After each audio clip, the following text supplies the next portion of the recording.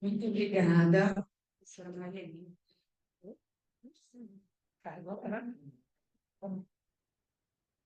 Alô? Muito obrigada, professora Marina.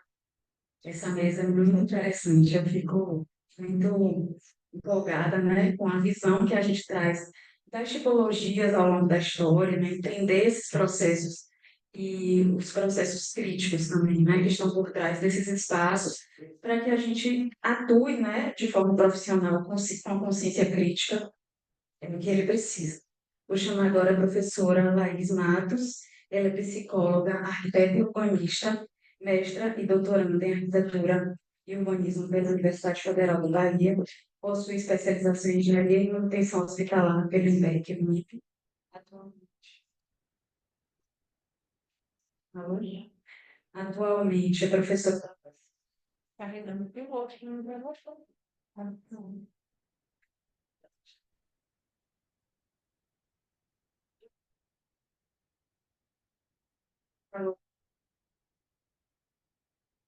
Atualmente é professora da.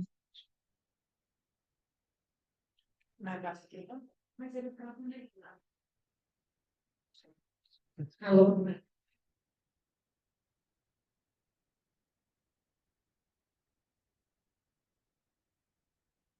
Pessoal, a gente vai. Fica virado para a luz. Alô?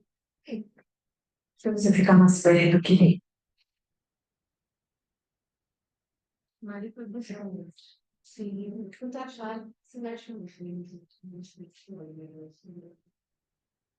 Atualmente é professora da Universidade Federal da Bahia, do Centro Universitário Rui Barbosa, diretora de patrimônio do IAB Bahia.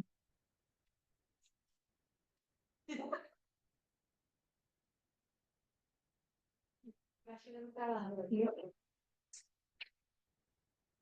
É o consegue ouvir, Silvana? Possui escritório próprio desde 2017, hoje é sócia do Nós Arquitetas e a área de interesse de pesquisa Patrimônio Cultural da Saúde, Arquitetura Moderna e Projetos de Ambientes de Saúde. Vamos tentar pelo microfone. Seja bem-vinda. Vou iniciar essa apresentação. Obrigada. Bom dia, gente. Agradecer aqui pela presença de todo mundo online e presencial. Estamos juntos mais um ano, né?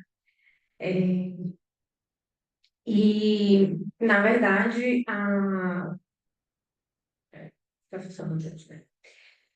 Eu vou. A apresentação que eu vou fazer esse ano, né, na verdade, é de uma pesquisa que está começando agora, que é uma continuação da minha pesquisa do mestrado, que eu defendi no ano passado. É, e aí eu vou dar continuidade agora no doutorado, né? Com o tema, abrangendo o mesmo tema, ampliando o estudo, e agora o meu título da pesquisa é Entre Preservação dos Valores Culturais e Atualização Funcional, Desafios e Conflitos nas Intervenções do Patrimônio Moderno da Saúde. Então, eu continuo estudando o patrimônio moderno da saúde, focando nos desafios e conflitos, né, diante das transformações que esses hospitais precisam passar para se manter funcionando como estruturas de saúde e da complexidade que envolve essas transformações e como que a gente consegue lidar com a preservação, né, desses valores culturais das edificações. Então, o que eu vou falar aqui é o meu projeto de tese, e o meu orientador é o professor Nivaldo Andrade. Então, como eu expliquei, né, no meu mestrado, talvez alguns de vocês que estavam aqui ano passado lembram, eu estudei como objeto de estudo, né, estudo de caso, o Hospital Sanatório Santa Terezinha, né, que foi construído aqui em Salvador em 1942, como... ele foi construído, todo mundo me ouve?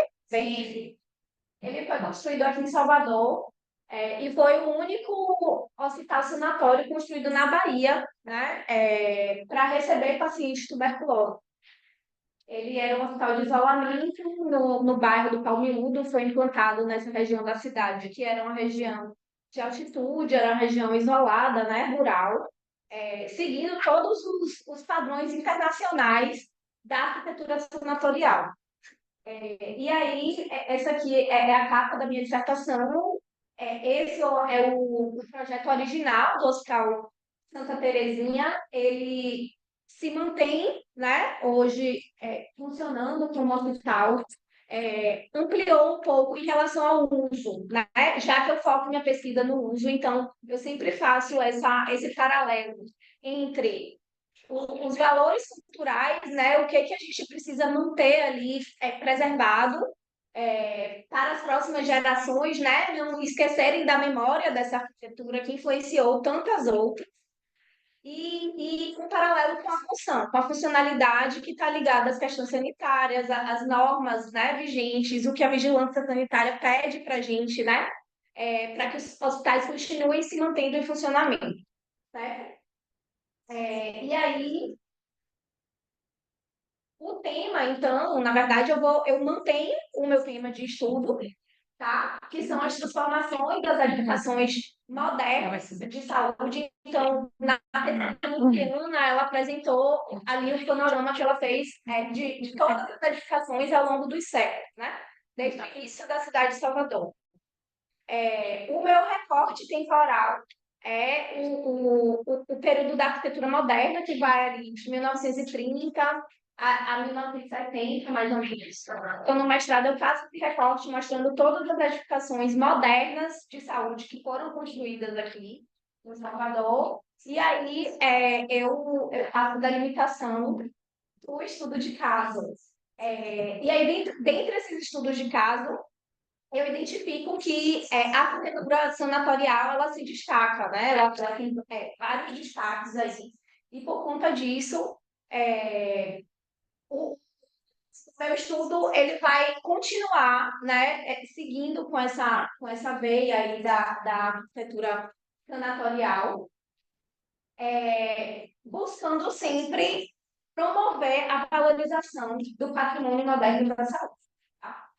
E aí a hipótese, né, do meu projeto de tese é de que o processo de transformações físico-espaciais decorrentes das necessidades de atualização funcional do patrimônio moderno da saúde, ao longo do tempo, né, acaba gerando desafios e conflitos para a gente preservar, né? E esses desafios e conflitos, eles atuam como entrave na preservação dessa arquitetura, gerando algumas descaracterizações em muitos dos edifícios. Isso foi uma hipótese que surgiu a partir da minha dissertação de mestrado, né? Quando eu me deparei com diversos desafios e conflitos que existiam entre as normas patrimoniais e as normas sanitárias, né? Que os profissionais, os arquitetos, engenheiros, que estão hoje em dia trabalhando nas secretarias de saúde ou dentro desses hospitais, fazendo as reformas, né? Porque para os hospitais se manterem em funcionamento, eles precisam passar por constantes reformas. E aí, o quanto que esses profissionais muitas vezes acabam não tendo uma compreensão sobre os valores culturais desses hospitais mais antigos que precisam ser preservados, né? Então, a ideia é discutir essa questão aqui, né? Esses entraves e como que a gente pode minimizar os danos em relação à preservação dessa arquitetura, tá? E aí, né, como eu estou seguindo o estudo, qual é a ideia, né? Como é que eu vou fazer a delimitação do objeto e do meu estudo de caso agora? Sigo estudando a arquitetura moderna anti-tuberculose, que foi um marco, né? Então, a justificativa é que, de fato, ela foi um marco dentro do patrimônio moderno da saúde.